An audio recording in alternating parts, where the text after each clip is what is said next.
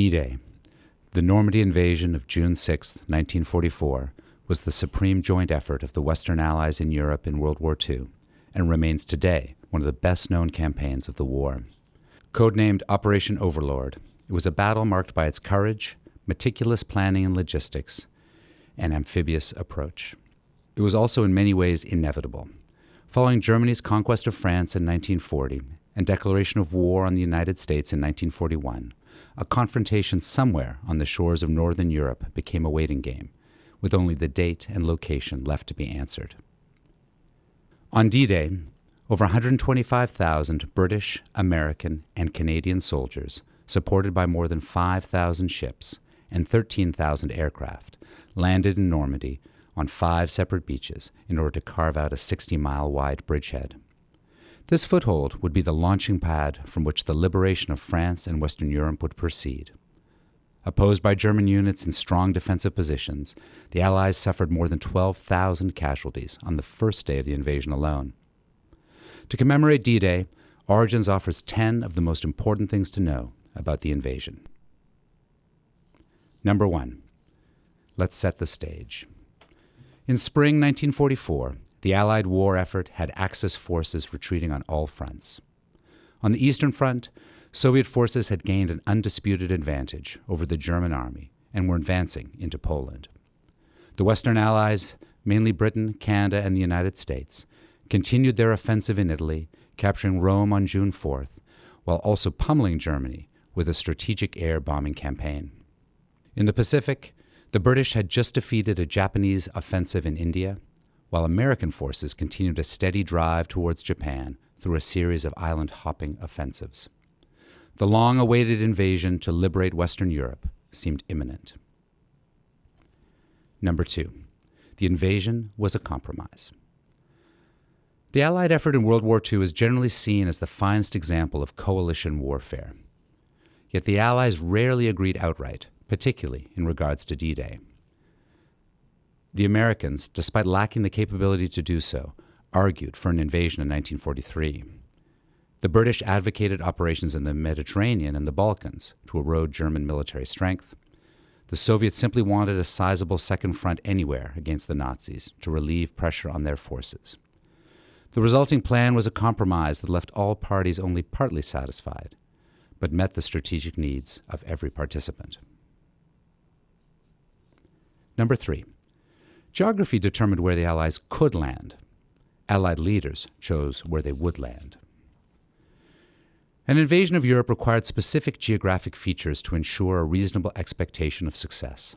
The landing spot had to be within range of Allied fighters flying from England, possess large beaches for vehicular traffic, and be close to a port to supply future offensives. Only 2 possible landing sites fit the bill, the area known as the Pas-de-Calais region and the Normandy beaches. Serious planning began in 1943 with the appointment of British General Frederick Morgan as the head of a planning staff. General Morgan's team decided on Normandy because of its lighter defenses and increased distance from German reinforcements. And they opted for one major assault designed to secure a lodgment, as opposed to various smaller landings designed to deceive the Germans. Number 4. The successes and failures of Allied intelligence. The Allies staged a massive deception campaign prior to Overlord called Operation Fortitude. Designed to confuse German intelligence, Fortitude involved the creation of fictitious formations, dummy equipment, phantom radio traffic, falsified press releases, and controlled leaks of information to known German agents. The operation was so successful, German units stayed in defensive positions for weeks after D-Day, awaiting the quote-unquote real invasion to come. Allied intelligence, however, was not infallible. The inability of intelligence analysts to identify reinforced German formations in Normandy or adequately assess the defensive strength of the hedgerow terrain behind the beaches resulted in a tougher fight for the Allies. Number 5. It's important to remember that success was not assured. In hindsight, the overwhelming success of the Normandy landings blinds us to the very real fear among some Allied leaders that the invasion could fail. General Dwight Eisenhower, the supreme Allied commander, went so far as to draft a letter to be read in the event of defeat. In it, he accepted full responsibility for the failed attack, despite the fact that the plan was in its advanced stages when he assumed command. During the invasion, the commander of U.S. forces, General Omar Bradley, considered canceling further landings on Omaha Beach when the success of operations ashore appeared in doubt. Number 6. The pre-invasion bombardment from air and naval forces was ineffective. Operation Neptune, the amphibious assault portion of Overlord, called for a brief but intense air and sea bombardment to precede the landings to weaken the beach defenses. Weather caused aircraft to miss targets, but more importantly, the brevity of the bombardment determined it would fail. Ignoring advice from amphibious assault experts from the Pacific Theater, Allied planners opted for a short bombardment over an extended one in order to maximize surprise. The attack was far too short to do any real damage, leaving the troops in the initial waves to fight generally unaffected German defenses. Number 7. But Allied air superiority ultimately proved a decisive element in victory. Prior to the invasion, Allied bombers isolated Normandy by targeting transportation hubs that could be used to move German reinforcements to the region.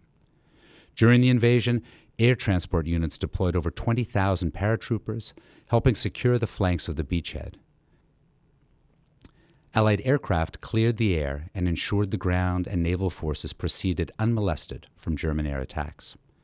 Following the invasion, Allied air power proved essential in delaying German reinforcements. Number 8. The Normandy campaign was a race to reinforce the area. The beach landings are what we think of when we imagine Overlord, but it was the question of reinforcements that won the engagement. Whichever side could gain a substantial advantage in force ratios would shift the balance in their favor.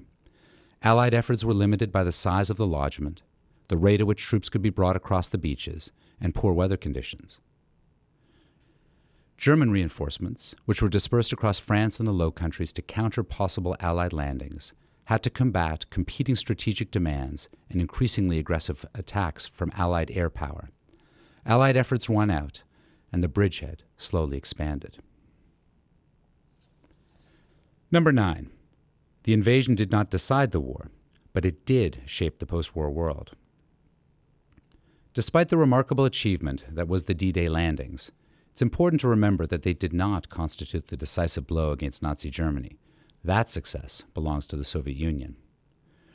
Raging since June 1941, the Eastern Front witnessed the most massive military confrontation in history. At the cost of more than 20 million casualties, the Soviet Union swallowed the Wehrmacht, occupying the majority of its military might and inflicting almost 80% of all combat deaths. However, had the Normandy invasion failed, the Soviets may have advanced deeper than they did into Germany and Central Europe, moving the Iron Curtain further west and changing the face of the Cold War. Number 10. D-Day is the most heavily commemorated battle in the world. In its enduring allure and grandeur, the Normandy invasion enjoys the most prolific commemoration of any battle in the world. In addition to year-round tourist traffic, annual celebrations commemorating the invasions draw thousands of visitors. Heads of state from the United States, the United Kingdom, France, Canada, and Germany have attended in order to reflect on the feat of arms that was D-Day. Various militaries also participate, often staging commemorative parachute jumps. All this is in addition to the cemeteries in Normandy that serve as the final resting spot for thousands of American, British, Canadian, and German soldiers.